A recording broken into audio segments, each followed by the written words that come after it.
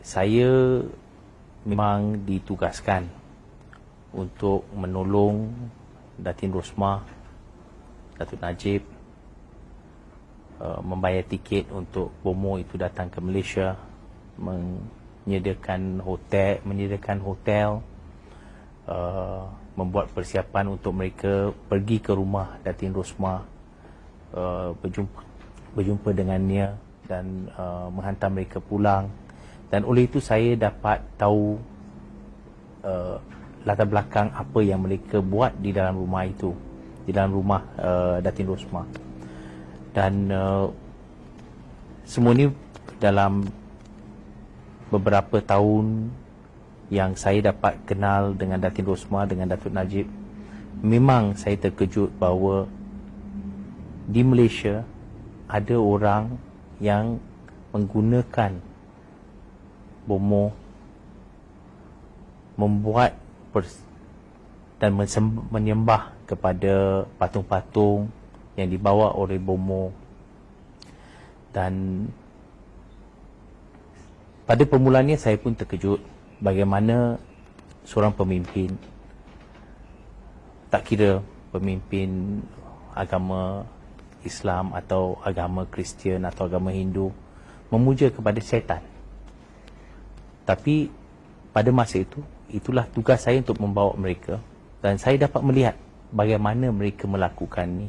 Sebagai contoh, dalam hal Bomoh daripada Thailand, mereka menggunakan seorang wanita bernama Kak Jan yang ada kedai kain di Kelantan, di Kota Baru. Dan Kak Jan akan mengikut Bomoh ini datang ke rumah Datin Rosmah. Proses yang mereka lakukan untuk memuja kepada patung-patung, membuat dan menyediakan beberapa ramuan, minuman, makanan yang Datin Rosmah akan gunakan untuk memberi kepada pengunjung ke rumah dia untuk makan. Kesemua ni memang mengejutkan saya pada permulaannya, tapi saya dapat tahu yang ini adalah memang modus operandi Datin Rosmah sebelum dia kahwin Datuk Najib pun. Ini memang cara dia menguasai dunia dia dan orang-orang yang dia kenali. So, pada permulaannya, yang orang pertama saya berjumpa adalah yang daripada Thailand. Selepas itu, saya dikenalkan dengan bomoh dia daripada Sumatera, Pak Agus. Pak Agus akan datang setiap bulan.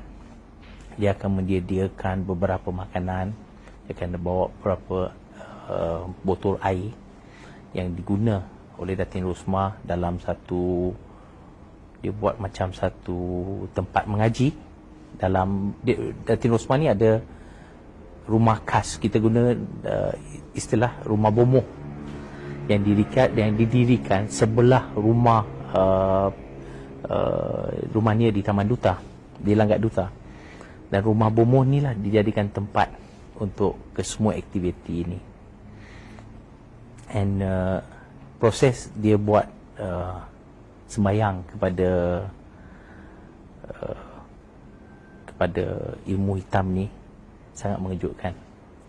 Ada satu seketika saya lihat dengan mata sendiri, bila bomoh itu sembahyang, dia mengucapkan beberapa kata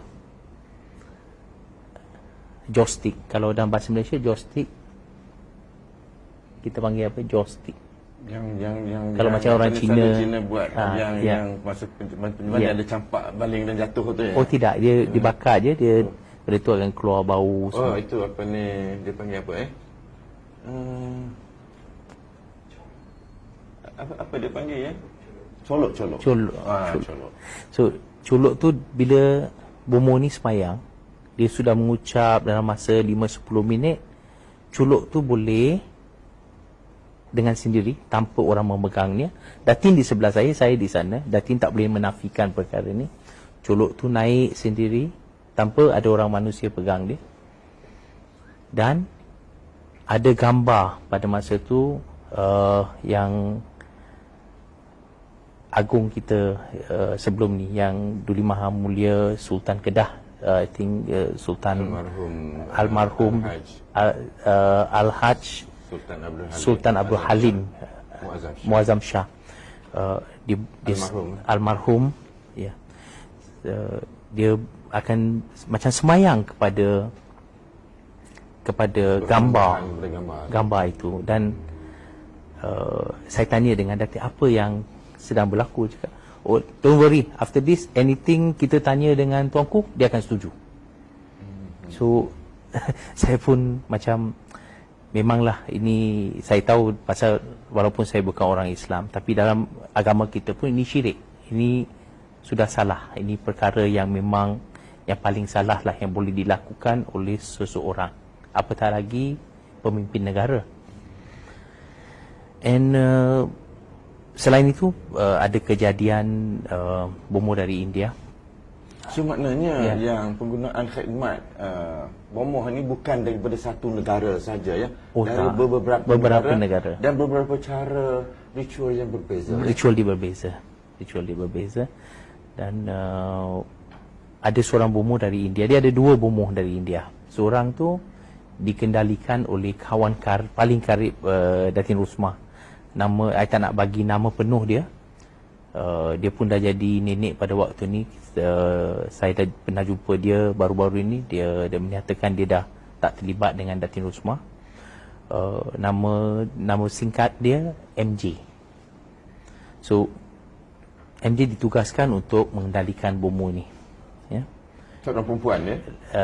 Lelaki. Bomoh ni lelaki India. No, yang perempuan. Perempuan. Dia datuk. Dan bomoh tu akan datang setiap bulan baru. That means setiap awal bulan. Awal bulan lah, 15 hari, setiap 15 hari. Kerja bomoh ni satu saja. Ikut Datuk MJ, pergi ke Port Dickson, sembayang kepada roh-roh dalam sungai, dalam laut di Port Dickson, dan akan potong kambing hitam, dan darah kambing itu dibagi dengan isi daging kepada sungai. And satu kali saya pergi laut. Satu kali saya ikut dengan Datuk MJ, dengan bomoh ini pergi sana, dan saya lihat dia akan sembelih kambing tu waktu tu juga. So ini semua kegiatan yang memang syirik lah. Dan saya ada sebab kenapa saya nak mendedahkan ni pada waktu ni.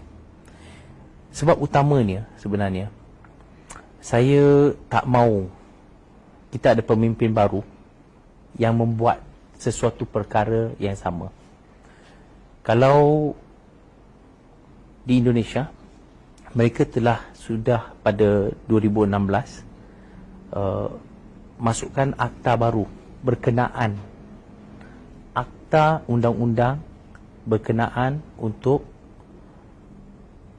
ia menjadi satu kesalahan kriminal bila seseorang tu menggunakan bomoh. Di Indonesia sudah ada undang-undang ini. Jadi saya inginlah bahawa satu hari nanti di Malaysia juga undang-undang seperti dapat dilaksanakan supaya orang seperti Datin Rosmah tidak boleh di dalam rumah kediaman mereka. Ada banyak orang lagi yang tinggal di rumah itu yang dapat lihat apa yang mereka buat. Tidak boleh melakukan sesuatu yang bukan saja syirik tapi jenayah.